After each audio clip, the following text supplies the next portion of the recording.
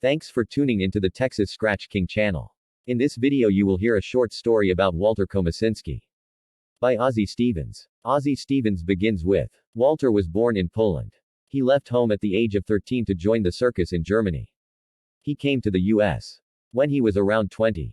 And was introduced to the dog game when he met George Armitage, who lived near him. Walter worked in the coal mines near Pittsburgh. Lacking a formal education, he went to night school to advance himself.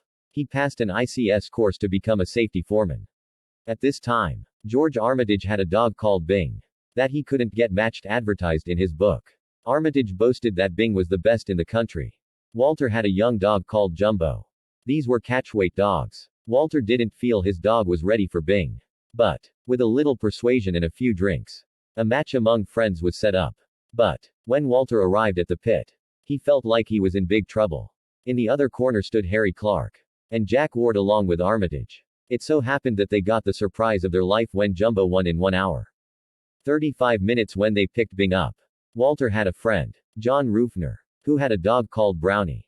Pit weight 43 pounds. They set up a match with George Sadler, a great dogman from Mississippi. Rufner was an amateur. But Brownie won. Sadler bounced back, only to be beaten again.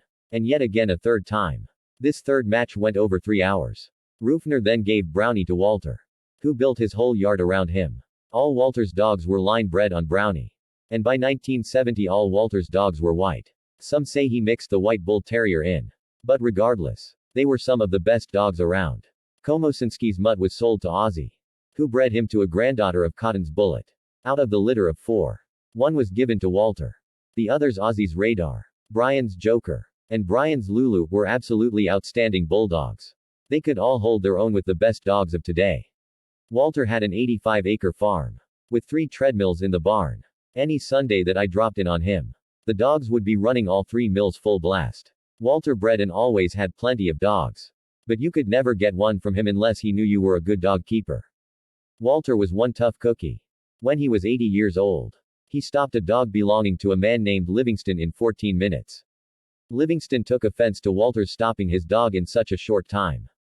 So he started roughing up Walter's other dogs as he left the barn.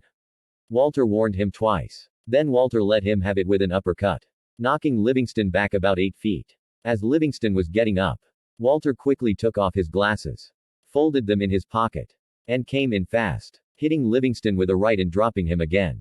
This time I stepped between the men. I grabbed Livingston to hold him back. But I didn't need to because he didn't want any more. I was afraid for Walter because of the age difference. Walter was 80. Livingston was 38. Walter probably had the best dog houses in the country. They were made out of oak 2X FAWs and 4X FAWs. Completely sealed with roof coating.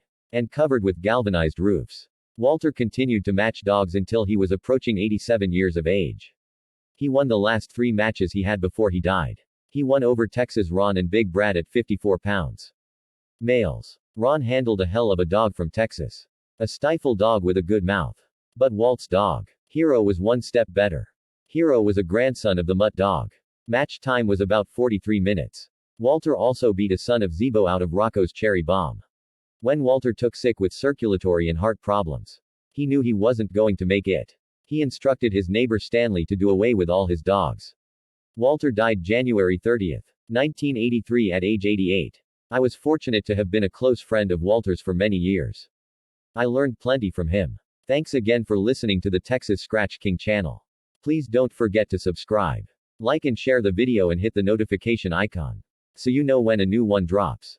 Until the next time my friends, as we always say, never submit to life and keep scratching every time.